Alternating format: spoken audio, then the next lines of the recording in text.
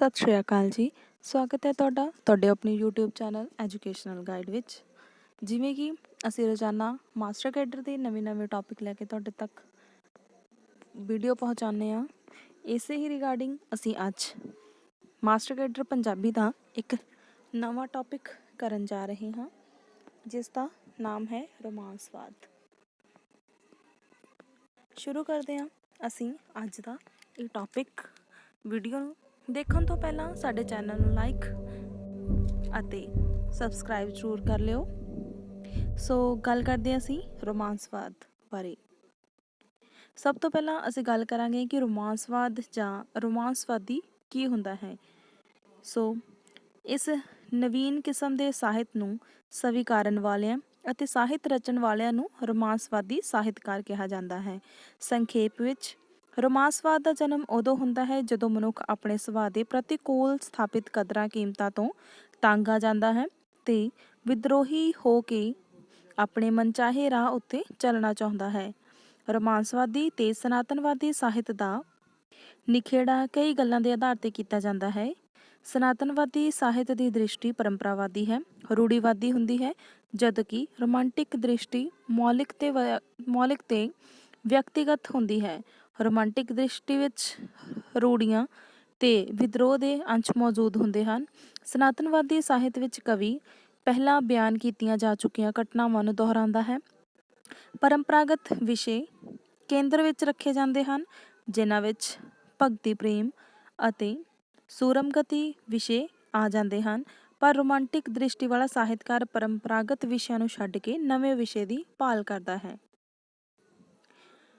Romantic ਕਵੀ ਲਈ ਮਹੱਤਵਪੂਰਨ ਅਨੁਭਵ ਹੁੰਦਾ ਹੈ, ਜਦੋਂ ਕਿ ਸਨਾਤਨਵਾਦੀ ਲਈ ਗਿਆਨ ਮਹੱਤਵਪੂਰਨ ਹੁੰਦਾ ਹੈ। ਭਾਈ ਵੀਰ ਸਿੰਘ ਦੇ ਪ੍ਰੇਮ ਨਾਲ ਸੰਬੰਧਿਤ ਕਵਿਤਾ ਸਨਾਤਨਵਾਦ ਦੇ ਘੇਰੇ ਵਿੱਚ ਆ ਜਾਂਦੀ ਹੈ, ਪਰੰਤੂ ਪੂਰਨ ਸਿੰਘ ਦੀ ਕਵਿਤਾ ਇਹ ਘੇਰੇ ਨੂੰ ਤੋੜਦੀ ਹੈ। ਸਨਾਤਨਵਾਦੀ ਕਵੀ ਸੋਧ ਸਵਾਰੀ ਠੇਠ ਭਾਸ਼ਾ ਦੀ ਵਰਤੋਂ ਕਰਦਾ ਹੈ, ਪਰੰਤੂ ਸਨਾਤਨਵਾਦ ਨੂੰ ਤਿਆਗਣ ਵਾਲਾ ਸਾਹਿਤਕਾਰ ਲੋਕ ਬੋਲੀ ਦੀ ਵਰਤੋਂ ਕਰਦਾ ਹੈ, ਜਿਵੇਂ ਅੰਮ੍ਰਿਤਾ ਪ੍ਰੀਤਮ, ਸ਼ਿਵ ਕੁਮਾਰ ਬਟਾਲਵੀ, ਪ੍ਰੋਫੈਸਰ ਮੋਹਨ ਸਿੰਘ ਆਦਿ ਕਵੀਆਂ ਨੇ ਕੀਤਾ ਹੈ। ਸਨਾਤਨਵਾਦੀ ਸਾਹਿਤਕਾਰ ਵਿੱਚ ਰੂੜੀਗਤ ਵਿਧੀਆਂ ਦਾ ਪ੍ਰਯੋਗ ਹੁੰਦਾ ਹੈ, ਜਿਵੇਂ ਕਿ ਪੂਰਨ ਭਗਤ ਦਾ ਕਿੱਸਾ ਕਾਦਰ ਯਾਰ ਨੇ ਰਚਿਆ। ਇਸੇ ਵਿਸ਼ੇ ਨੂੰ ਲੈ ਕੇ ਇਹਨਾਂ ਹੀ ਕਾਵਿ ਯੁਗਤਾਂ ਨਾਲ ਹੋਰ ਅਨੇਕਾਂ ਕਿੱਸਾਕਾਰਾਂ ਨੇ ਇਸ ਕਿੱਸੇ ਦੀ ਰਚਨਾ ਕੀਤੀ। ਰੋਮਾਂਸਵਾਦੀ ਕਵੀ ਇਹਨਾਂ ਕਾਵਿ ਯੁਗਤਾਂ ਨੂੰ ਤੋੜਦਾ ਹੈ। ਸ਼ਿਵ ਕੁਮਾਰ ਦੀ ਰਚਨਾ ਲੂਣਾ ਅਤੇ ਪ੍ਰੋਫੈਸਰ ਪੂਰਨ ਸਿੰਘ ਦੀ ਰਚਨਾ ਪੂਰਨ ਭਗਤ ਰੋਮਾਂਟਿਕ ਰਚਨਾਵਾਂ ਹਨ। ਇਹਨਾਂ ਕਵੀਆਂ ਨੇ ਪ੍ਰਚਲਿਤ ਕਾਵਿ-ਲੀਹਾਂ ਨੂੰ ਤੋੜਿਆ ਹੈ।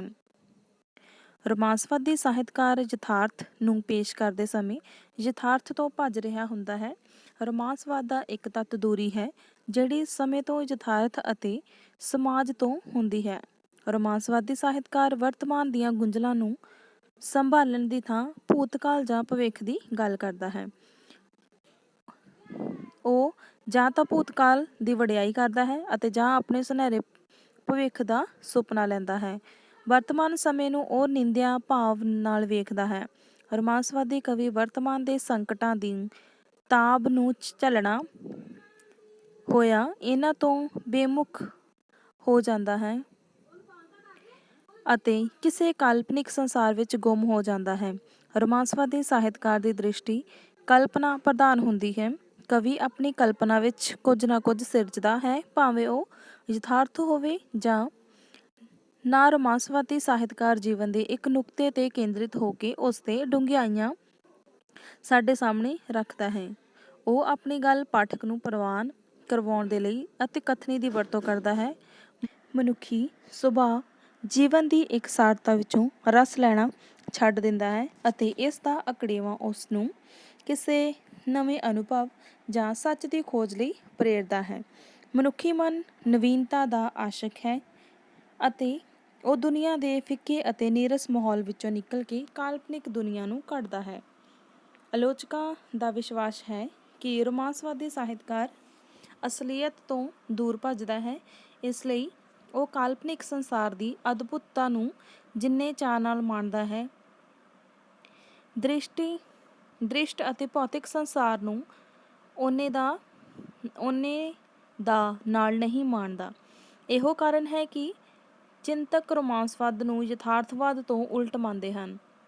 ਰੋਮਾਂਸਵਾਦ ਅਤੇ ਯਥਾਰਥਵਾਦ ਦੇ ਵਿੱਚ ਇੱਕ ਸਾਂਝ ਹੈ ਕਿ ਦੋਹਾਂ ਵਿੱਚ ਆਦਰਸ਼ ਤੇ ਤੱਤ ਕਾਇਮ ਰਹਿੰਦਾ ਹੈ।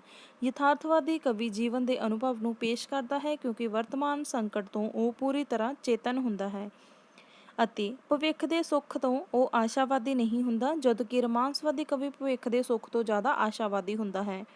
ਇਹੋ ਕਾਰਨ ਹੈ ਕਿ ਰੋਮਾਂਟਿਕ ਰਚਨਾਵਾਂ ਸੁਖਾਂਤਕ ਪ੍ਰਭਾਵ ਵਾਲੀਆਂ ਸਮਝੀ ਜਾਂਦੀ ਹੈ। ਪੰਜਾਬੀ ਸਾਹਿਤ ਵਿੱਚ ਯਥਾਰਥਵਾਦੀ ਕਵਿਤਾ ਦੇ ਮੁਕਾਬਲੇ ਅਜਿਹੀਆਂ ਰੋਮਾਂਟਿਕ ਕਵਿਤਾਵਾਂ ਵੀ ਮਿਲਦੀਆਂ ਹਨ ਜਿਹੜੀਆਂ ਭਵਿੱਖ ਅਤੇ ਭੂਤ ਦੋਹਾਂ ਤੋਂ ਨਿਰਾਸ਼ ਹੋ ਕੇ ਵਰਤਮਾਨ ਦੇ ਦੁੱਖ ਨੂੰ ਅਤੇ ਸਮਕਾਲੀ ਔਕੜਾਂ ਦੇ ਵਿੱਚ ਘਿਰੇ ਮਨੁੱਖ ਦੀ ਨਿਰਾਸ਼ਾ ਪੇਸ਼ ਕਰਦੇ ਹਨ, ਜਿਵੇਂ ਕਿ ਸ਼ਿਵ ਕੁਮਾਰ ਬਟਾਲਵੀ ਦੀਆਂ ਸਦਰਾਂ ਅਸੀਂ ਉਦਾਹਰਨ ਵਜੋਂ ਦੇਖ ਸਕਦੇ ਹਾਂ। ਮੈਂ ਕੰਡਿਆਲੀ ਥੋਰ ਵੇ ਸੱਜਣਾ ਉੱਗੀ ਵਿੱਚ ਉਜਾੜਾ। ਇਸ ਵਿੱਚ ਥੋਰ ਕਵੀ ਦੇ ਇਕੱਲੇ ਆਪੇ ਦਾ ਚਿੰਨ੍ਹ ਹੈ। ਉਸਨੇ ਕੰਡਿਆਲੀ ਜਾਂ ਪੀੜਾ ਵਿੱਚ ਗਰਮ ਹੋਣ ਵਿੱਚ ਵੀ ਉਸ ਦਾ ਰੋਮਾਂਸ ਹੈ। ਉਜਾੜ ਅਜਿਹੇ ਸਮਾਜ ਦਾ ਪ੍ਰਤੀਕ ਹੈ ਜਿਸ ਨਾਲ ਕਵੀ ਦਾ ਕੋਈ ਸੰਬੰਧ ਨਹੀਂ ਹੈ। ਰੋਮਾਂਸਵਾਦ ਦੇ ਕੁਝ ਲੱਛਣਾਂ ਦਾ ਰਹੱਸਵਾਦੀ ਕਵਿਤਾ ਦੇ ਵਿੱਚ ਅੰਤਰਮੁਖਤਾ ਦੀ ਸਾਂਝ ਹੈ, ਪਰੰਤੂ ਇਹਨਾਂ ਦੋਹਾਂ ਵਿੱਚ ਜੀਵਨ ਦੀ ਦ੍ਰਿਸ਼ਟੀ ਦਾ ਅੰਤਰ ਹੈ। ਰੋਮਾਂਸਵਾਦ ਕਵੀ ਅੰਤਰਮੁਖੀ ਹੁੰਦਾ ਹੈ, ਪਰੰਤੂ ਜ਼ਰੂਰੀ ਨਹੀਂ ਹੈ ਕਿ ਸ੍ਰਿਸ਼ਟੀ ਤੋਂ ਬਾਅਦ ਕਿਸੇ ਸਿਰਜਣਹਾਰ ਵਿੱਚ ਵਿਸ਼ਵਾਸ ਰੱਖ, ਜਦੋਂ ਕਿ ਰਹੱਸਵਾਦੀ ਕਵੀ ਲਈ ਇਸ ਦ੍ਰਿਸ਼ਟੀ ਤੋਂ ਬਾਹਰ ਕੋਈ ਹੋਰ ਸੱਚ ਅਹਿਮ ਹੁੰਦਾ ਹੈ। ਰੋਮਾਂਸਵਾਦ ਦਾ ਜਨਮ ਸਨਾਤਨਵਾਦ ਪ੍ਰਤੀ ਇੱਕ ਵਿਦਰੋਹ ਸਨਾਤਨਵਾਦ ਦੇ ਪ੍ਰਤੀ ਇੱਕ ਵਿਦਰੋਹ ਦੇ ਪ੍ਰਤੀਕਰਮ ਵਜੋਂ ਹੋਇਆ। 16ਵੀਂ-17ਵੀਂ ਸਦੀ ਦੇ ਵਿੱਚ ਯੂਰਪ ਦੇ ਦੇਸ਼ਾਂ ਨੂੰ ਸਨਾਤਨਵਾਦੀ ਸਾਹਿਤ ਦਾ ਜ਼ੋਰ ਸੀ। ਇਹ ਸਾਹਿਤਕਾਰ ਅਰਸਤੂ ਵਰਗੇ ਵਿਦਵਾਨਾਂ ਨੂੰ ਪ੍ਰਮਾਣਿਕ ਮੰਨ ਕੇ ਉਹਨਾਂ ਦੁਆਰਾ ਨਿਸ਼ਚਿਤ ਨਿਯਮਾਂ ਅਨੁਸਾਰ ਰਚੇ ਸਾਹਿਤ ਨੂੰ ਸਾਹਿਤ ਮੰਨਦੇ ਹਨ। ਜਦੋਂ ਨਵ ਸਨਾਤਨਵਾਦ ਨੇ ਇਸ ਪ੍ਰਮਾਣਿਕਤਾ ਨੂੰ ਵਧੇਰੇ ਕਠੋਰ ਰੂਪ ਵਿੱਚ ਦੇ ਦਿੱਤਾ ਤਾਂ ਆਜ਼ਾਦ ਫਿਰਤੀ ਵਾਲੇ ਸਾਹਿਤਕਾਰਾਂ ਨੇ ਇਸ ਕਠੋਰਤਾ ਪ੍ਰਤੀ ਵਿਦਰੋਹ ਕੀਤਾ। ਰੋਮਾਂਸਵਾਦੀ ਸਾਹਿਤ ਬਾਰੇ ਸਭ ਤੋਂ ਪਹਿਲਾਂ ਚਰਚਾ ਫਰਾਂਸ ਦੇ ਵਿੱਚ ਚੱਲੀ। ਇਹ ਉਹ ਸਮਾਂ ਸੀ ਜਦੋਂ ਯੂਰਪ ਵਿੱਚ ਧਰਮ ਅਤੇ ਰਾਜ ਸਭਾ ਬਿਲਕੁਲ ਅਲੱਗ-ਅਲੱਗ ਹੋ ਰਹੇ ਸਨ। ਯੂਰਪ ਵਿੱਚ ਬੁਰਜੂਆ ਲੋਕ ਨਵੀਂ ਕ੍ਰਾਂਤੀ ਲਈ ਤਿਆਰ ਹੋ ਰਹੇ ਸਨ, ਜਿਸ ਨੂੰ ਬਾਅਦ ਵਿੱਚ ਫਰਾਂਸ ਦੇ ਇਨਕਲਾਬ ਦਾ ਨਾਮ ਦਿੱਤਾ ਗਿਆ। ਇਹ ਸਮਾਂ ਯੂਰਪ ਵਿੱਚ ਰੋਮਾਂਸਵਾਦੀ ਦ੍ਰਿਸ਼ਟੀ ਦੇ ਉਤਪੰਨ ਹੋਣ ਦਾ ਸੀ। ਜਰਮਨ ਵਿੱਚ ਰੋਮਾਂਸਵਾਦ ਦੇ ਨਾਮ ਹੇਠ ਇੱਕ ਅੰਦੋਲਨ ਚੱਲਿਆ ਅਤੇ ਉਹਨਾਂ ਨੇ ਸ਼ੇਕਸਪੀਅਰ ਦੇ ਨਾਟਕਾਂ ਨੂੰ ਰੋਮਾਂਸਵਾਦੀ ਘੋਸ਼ਿਤ ਕਰ ਦਿੱਤਾ। ਉਸਨੇ ਇਸ ਸਾਹਿਤ ਦਾ ਮੋਢੀ ਮੰਨਿਆ ਜਾਂਦਾ ਹੈ। ਸ਼ੇਕਸਪੀਅਰ ਨੂੰ ਇਸ ਸਾਹਿਤ ਦਾ ਮੋਢੀ ਮੰਨਿਆ ਜਾਂਦਾ ਹੈ। ਪੰਜਾਬੀ ਸਾਹਿਤ ਵਿੱਚ ਸ਼ਿੰਗਾਰ ਰਸ, ਵੀਰ ਰਸ, ਭਗਤੀ ਰਸ ਵਾਲੀਆਂ ਪਰੰਪਰਾਗਤ ਰਚਨਾਵਾਂ ਦੀ ਪ੍ਰਧਾਨਤਾ ਸੀ। ਜੇ ਇਹਨਾਂ ਰਚਨਾਵਾਂ ਨੂੰ ਰੋਮਾਂਟਿਕ ਦ੍ਰਿਸ਼ਟੀ ਤੋਂ ਪਰਖਿਆ ਜਾਵੇ ਤਾਂ ਸ਼ਿੰਗਾਰ ਰਸ ਵਾਲੇ ਸਾਹਿਤ ਨੂੰ ਅਸੀਂ ਰੋਮਾਂਸ ਦੇ ਅੰਗ ਸਪਸ਼ਟ ਮਿਲਦੇ ਹਨ। ਪੰਜਾਬੀ ਕਿੱਸਾ ਕਾਵਿ ਵਿੱਚ ਰੋਮਾਂਸ ਦੇ ਲਗਭਗ ਸਾਰੇ ਹੀ ਤੱਤ ਮਿਲਦੇ ਹਨ। ਇਹ ਕਿੱਸੇ ਸਥਾਪਿਤ ਵਿਹਾਰ ਪ੍ਰਬੰਧ ਦੀ ਮਰਿਆਦਾ ਵਿਰੁੱਧ ਬਗਾਵਤ ਸਨ। 19ਵੀਂ ਸਦੀ ਵਿੱਚ ਪੰਜਾਬੀ ਸਾਹਿਤ ਅਤੇ ਪੱਛਮੀ ਸਾਹਿਤ ਦਾ ਵਿਆਪਕ ਪ੍ਰਭਾਵ ਪਿਆ, ਪਰੰਤੂ ਜਿਉਂ-ਜਿਉਂ ਸਾਹਿਤ ਵਿੱਚ ਯਥਾਰਥ ਦੀ ਪਕੜ ਮਜ਼ਬੂਤ ਹੁੰਦੀ ਗਈ ਤਿਉਂ-ਤਿਉਂ ਰੋਮਾਂਸ ਦਾ ਰੰਗ ਫਿੱਕਾ ਪੈਂਦਾ ਗਿਆ। ਪੰਜਾਬੀ ਰੋਮਾਂਟਿਕ ਕਵੀਆਂ ਵਿੱਚ ਪ੍ਰੋਫੈਸਰ ਮੋਹਨ ਸਿੰਘ ਅਤੇ ਅੰਮ੍ਰਿਤਾ ਪ੍ਰੀਤਮ ਦਾ ਨਾਮ ਲਿਆ ਜਾ ਸਕਦਾ ਹੈ। ਇਹਨਾਂ ਦੀ ਕਵਿਤਾ ਰੋਮਾਂਸ ਤੋਂ ਲੈ ਕੇ ਪ੍ਰਗਤੀਵਾਦ ਦਾ ਸਫ਼ਰ ਤੈਅ ਕਰਦੀ ਹੈ। ਸ਼ਿਵ ਕੁਮਾਰ ਬਟਾਲਵੀ ਦੀ ਲੂਣਾ ਅਸਲ ਸ਼ਬਦਾਂ ਵਿੱਚ ਰੋਮਾਂਸਵਾਦੀ ਕਿਰਤ ਹੈ। ਕਿਹਾ ਜਾ ਸਕਦਾ ਹੈ ਕਿ ਪੰਜਾਬੀ ਸਾਹਿਤ ਵਿੱਚ ਰੋਮਾਂਸ ਮੱਧਕਾਲੀ ਕਿੱਸਾ ਕਾਵਿ ਨਾਲ ਰੂਪਮਾਨ ਹੋਇਆ। ਆਧੁਨਿਕ ਕਾਲ ਵਿੱਚ ਅੰਗਰੇਜ਼ੀ ਸਾਹਿਤ ਦੇ ਪ੍ਰਭਾਵ ਅਧੀਨ ਇਸ ਨੇ ਵੱਖ-ਵੱਖ ਸਾਹਿਤ ਰੂਪਾਂ ਤੋਂ ਪ੍ਰਭਾਵ ਤਾਂ ਪਾਇਆ, ਪਰੰਤੂ ਇਹ ਇੱਕ ਲਹਿਰ ਦਾ ਰੂਪ ਧਾਰਨ ਨਹੀਂ ਕਰ ਸਕੀ ਸੀ। ਸੋ ਇਹ ਸੀ ਸਾਡਾ ਅੱਜ ਦਾ ਟੌਪਿਕ, ਰੋਮਾਂਸਵਾਦ ਦੇ ਬਾਰੇ ਪੂਰਨ ਜਾਣਕਾਰੀ। ਇਸ ਵਿੱਚ ਅਸੀਂ ਰੋਮਾਂਸਵਾਦ ਦੇ ਬਾਰੇ ਪੜ੍ਹਿਆ ਕਿ ਰੋਮਾਂਸਵਾਦ ਕਿਸ ਤਰ੍ਹਾਂ ਅੱਗੇ ਪੀੜ੍ਹੀ ਦਰ ਪੀੜ੍ਹੀ ਵੱਧਦਾ ਗਿਆ। ਸੋ ਜੇਕਰ ਤੁਹਾਨੂੰ ਸਾਡੀ ਵੀਡੀਓ ਵਧੀਆ ਲੱਗੀ ਤਾਂ ਸਾਡੀ ਵੀਡੀਓ ਨੂੰ ਲਾਈਕ ਅਤੇ ਚੈਨਲ ਨੂੰ ਸਬਸਕ੍ਰਾਈਬ ਜ਼ਰੂਰ ਕਰ ਲਿਓ।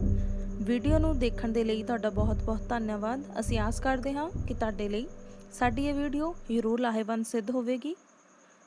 ਧੰਨਵਾਦ।